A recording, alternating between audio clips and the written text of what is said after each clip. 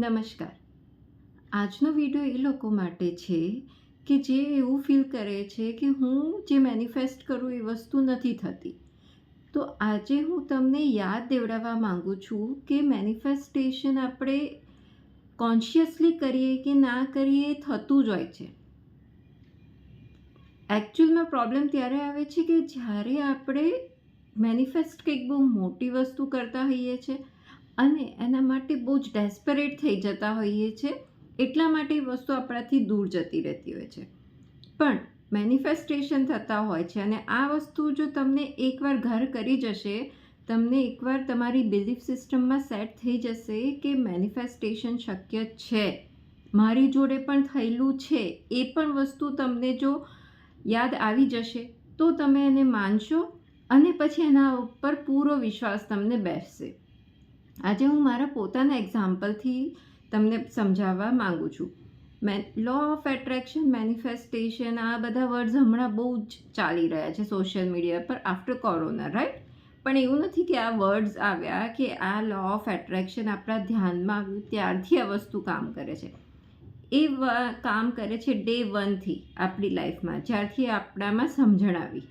Okay, મને પણ અત્યારે હવે હું જ્યારે મારા બેકમાં જઈ રહી છું, મારા પાસ્ટમાં, ત્યારે મને યાદ આવી રહ્યું છે કે યસ, ધેટ વોઝ મેનિફેસ્ટેશન.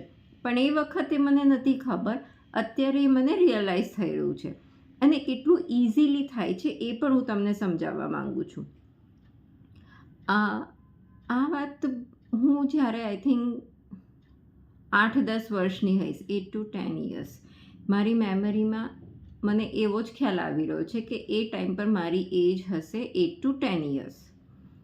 એ વખતે આપણે કેલેન્ડર્સ ઘરમાં હોય છે, right? Date, day wise, year wise, હા કેલેન્ડર. તો અમારા ઘરમાં એક કેલેન્ડર હતું. હવે મંથ કયો હતો આઈ ડોન્ટ રિમેમ્બર, પણ એ મંથમાં એ કેલેન્ડર પર એક બહુ જ સરસ સેટ, ઇયરિંગ્સ અને નેકલેસનો એક બહુ જ સરસ સેટ હતો. એનું એક પિક હતું અને સાથે એની ડેટ્સ અને બધું જે કેલેન્ડરમાં હોય એ બધી ડિટેલ્સ હતી.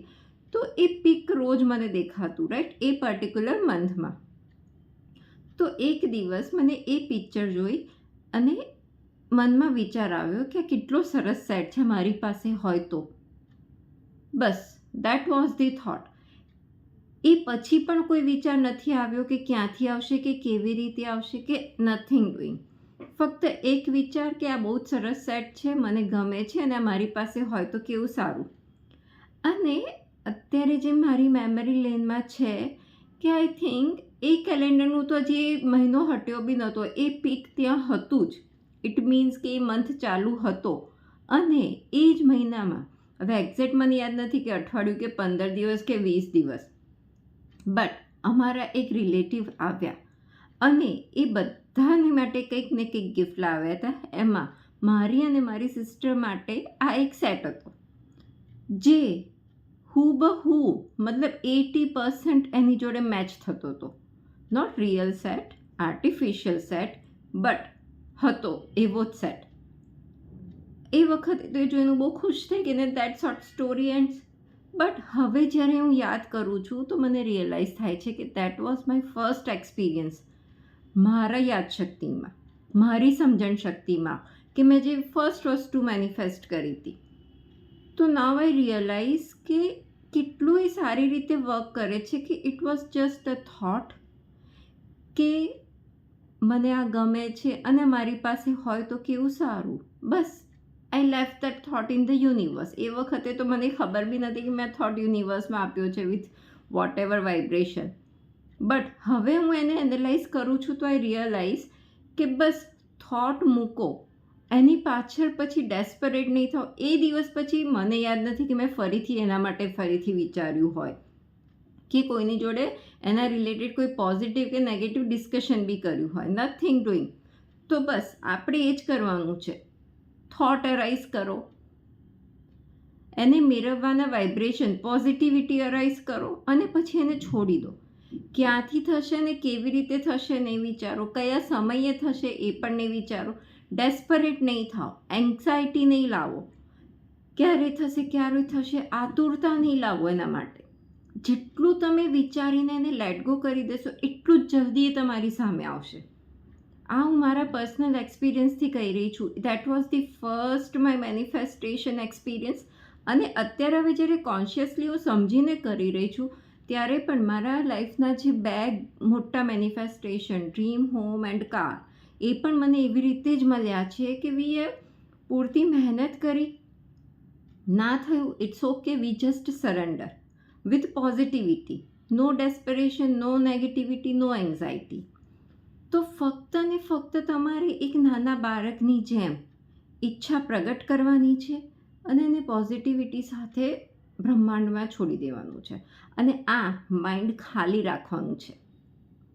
માઇન્ડ ખાલી એટલા માટે રાખવાનું છે કે એમાં કોઈ પણ નેગેટિવિટી એ થોટને રિલેટેડ, એ વસ્તુને રિલેટેડ નહીં હોય, તો ત્યારે જ એ વસ્તુને મેળવવા માટેના બીજા થોટ્સ કે બીજી જે પણ છે એને આપણે રિસીવ કરવા માટે આ માઇન્ડ ખાલી રાખીશું તો એના પર આપણે એક્શન્સ લઈ શકીશું. ઇન્સ્પાયર્ડ એક્શન્સ લેવા માટે આ માઇન્ડ ખાલી હશે તો એ એક્સેપ્ટ કરીને એના ઉપર એક્શન્સ લેશે.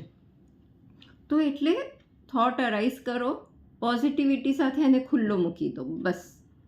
અને એના માટેની મહેનત તો કરો, મહેનત કરો, પણ મહેનત વિથ સબ્જેક્ટ ટુ કન્ડિશન નહીં કરો કે આ વસ્તુ આ સમયે આવી રીતે જ મને જોઈએ છે. નો, એનો સમય અને કેવી રીતે કઈ સિચ્યુએશનમાં મળશે એ આપણને નથી ખબર હોતી, પણ મળશે એ શ્યોર છે. That is for sure. અને એ પણ ત્યારે જ શ્યોર છે કે જ્યારે તમે એની જોડે કોઈ નેગેટિવિટી એડ નથી કરી.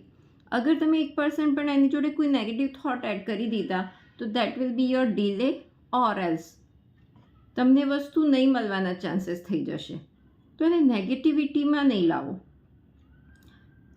એક ક્લેરિટી હોવી જોઈએ. જ્યારે આપણે કન્ફ્યુઝડ રહેતા હોઈએ છીએ તો પછી ભગવાન આપવામાં પણ કન્ફ્યુઝ થઈ જશે ને કે આને તો પોતાને જ ક્લેરિટી નથી કે એને શું જોઈએ છે, કે આને વિશ્વાસ નથી મારા પર કે હું આપીશ. આ બે સિચ્યુએશનમાં એ વસ્તુ આપણને નથી મળતી હોતી. થોટ અરાઇઝ કરો, પોઝિટિવિટી સાથે એને ખુલ્લો મૂકી દો અને એના માટેના ઇન્સ્પાયર્ડ એક્શન લો. એક્શન લીધા પછી બી વસ્તુ ના મળે તો પણ નિરાશ કે હતાશ ના થાવ, એ વસ્તુ તમને મળશે. નિરાશ અને હતાશ તમે થશો જ નહીં અગર તમે એને પોઝિટિવિટી સાથે ખુલ્લો મૂકી દીધો છે વિથ ટોટલ 100% બિલીફ કે યસ આ વસ્તુ તો મારી છે અને મારી પાસે જ છે. પોતાના પર કોન્ફિડન્સ, સેલ્ફ બિલીફ અને સેલ્ફ લવ અને સરેન્ડર, આટલી વસ્તુ કરશો ને તો તમને તમારી ધારી વસ્તુ શ્યોર મળશે. તો હવે આજના દિવસમાં મારો આ વિડીયો જોયા પછી તમે શાંતિથી બેસીને વિચારો કે એવું કયું મેનિફેસ્ટેશન હતું જે તમારે આવી રીતે ક્વિકલી થઈ ગયું. નાનપણથી લઈને અત્યાર સુધી તમારી મેમરી લેનમાં જે પણ આવતું હોય દરેકની જોડે કોઈક ને કોઈક તો આવું થયું જ હશે. આઈ એમ વેરી મચ શ્યોર. એ વસ્તુને યાદ કરો. એ વસ્તુ યાદ આવશે તો તમને આપોઆપ આના ઉપર વિશ્વાસ આવી જશે કે અગર એ વખતે એ વસ્તુ થઈ હતી તો આ વસ્તુ તો અત્યારે મને જે જોઈએ છે એ વસ્તુ તો મને મળવાની જ છે.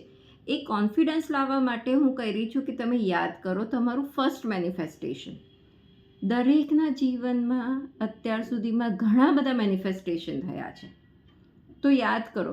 નેગેટિવ મેનિફેસ્ટેશન તો થતા જ રહેતા હોય છે, પણ તમે પોઝિટિવ મેનિફેસ્ટેશન યાદ કરો કે જેનાથી તમારા જીવનમાં સારું થયું, કે જેણે મતલબ ભલે બહુ ફરક. My first manifestation was like very small, but એ મને અત્યારે મોટિવેટ કરવા માટે ઇનફ છે કે યસ અગર આપણે એક થોટને રમતો મૂકી દઈએ વિધાઉટ એની ઇફ્સ એન્ડ બટ્સ તો એ વસ્તુ થવાની છે. ક્યાંથી અને કેવી રીતે નથી ખબર. તો બસ તમે પણ તમારું એ ફર્સ્ટ મેનિફેસ્ટેશન યાદ કરો અને મારા આ ચેનલમાં નીચે શેર કરો જેથી બીજાને પણ એનું ઇન્સ્પિરેશન મળે અને એ લોકો પણ એકોર્ડિંગલી એના ઉપર કામ કરે. કારણ કે દેખો અત્યારે અગર તમે લો ઓફ એટ્રેક્શનનો વિડીયો જોઈ રહ્યો છો ઇટ મીન્સ કે તમે એનામાં માનો છો, you are following law of attraction. જરૂર તો છે બસ એ વિશ્વાસ લાવવાની, મને એક ગેરંટી આપવાની કે હા આ વસ્તુ મારી જોડે થઈ છે, ભૂતકાળમાં થઈ છે, એટલા માટે ભવિષ્યમાં પણ થશે જ. પ્રેઝન્ટમાં પણ થઈ જ રહી છે મારી જોડે. બસ એ વિશ્વાસ લાવવાની જરૂર છે. અને એ વિશ્વાસ લાવવા માટે યાદ કરો તમારો ફર્સ્ટ મેનિફેસ્ટેશન એક્સપિરિયન્સ, કે તમારી જોડે એ કયો એક્સપિરિયન્સ થયો હતો. શાંતિથી બેસીને યાદ કરશો તો જરૂરથી આવશે કે એવી કઈ વસ્તુ હતી જે તમે વિચારી અને પલકના ઝબકારામાં તમને મળી ગઈ વિધાઉટ એની એફર્ટ્સ, રાઈટ? તો આ વસ્તુ કરીને જુઓ અને આપના અનુભવો મારી જોડે શેર કરો. આશા રાખું છું આ વિડીયોથી આપને પ્રેરણા મળી હશે. વિડીયો પસંદ આવ્યો હોય તો વિડીયોને લાઇક કરજો અને ચેનલને સબસ્ક્રાઈબ કરજો. આપનો કિંમતી સમય આપવા બદલ અને મને સાંભળવા બદલ આપનો ખૂબ ખૂબ આભાર. ફરી મળીશું નેક્સ્ટ વિડીયોમાં.